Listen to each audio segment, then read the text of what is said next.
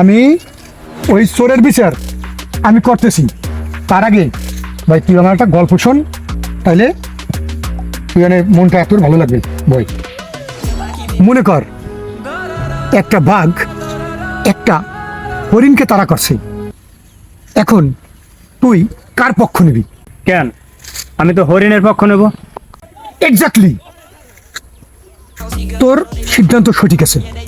আমাদের সমাজে সব লোকেই হরিণের পক্ষ নেবে। হরিণকে কেন বাঘ তাড়া করছে এটা কি তুই বুঝতে পারছো? এটা তো স্বাভাবিক, বাঘ তাড়া করছে হরিণের খাবার জন্য। এই তো তুই লাইনে এসছিস। মনে কর এই বাঘটা হরিণকে তাড়া করছে খাবারের জন্য। এর মূল কারণ হচ্ছে এই বাঘের খুব ক্ষুধা লাগছে।